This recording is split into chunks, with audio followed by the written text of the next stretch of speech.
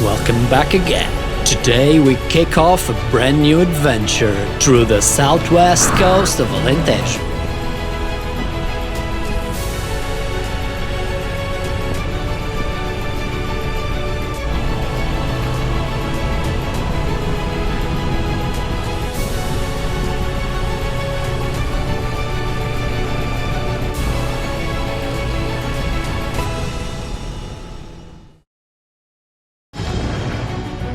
I'm starting here in Santiago do Cacém, a town full of history and that classic Alentejo calm.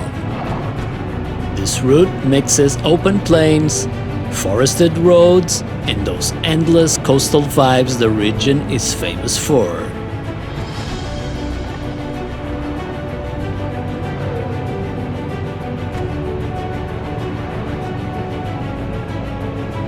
Here the scenery shifts again, the land flattens out, the colors get lighter, and you feel the temperature rise a bit.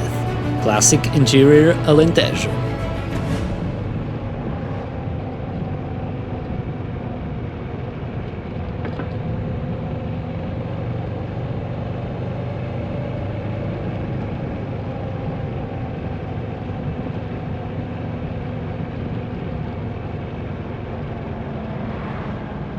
As always, I'm riding solo on the Moto Morini 6.5 Scrambler.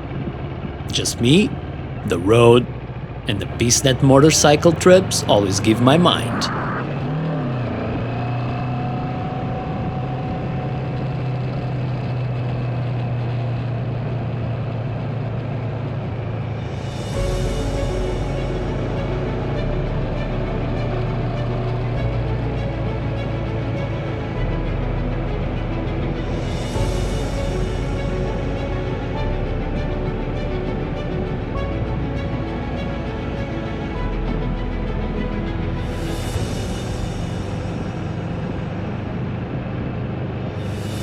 This is one of those places where the engine cools, the wind slows down, and your head gets that reset.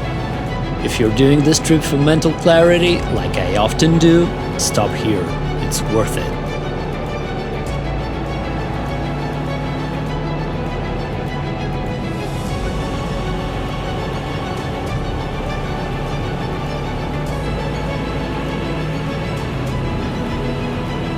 As you leave Santiago do Cacém behind, the road opens up into those golden Alentejo fields. This is where the ride really starts to breathe. If you're planning this trip, avoid the national road and rush hours. The smaller municipal roads can give you much better views. Today, I'm taking the N120. The next stop is one of my favorite segments for a calm ride. You've got stretches of perfect tarmac surrounded by cork oaks. The curves here are wide, predictable, and great for new riders too.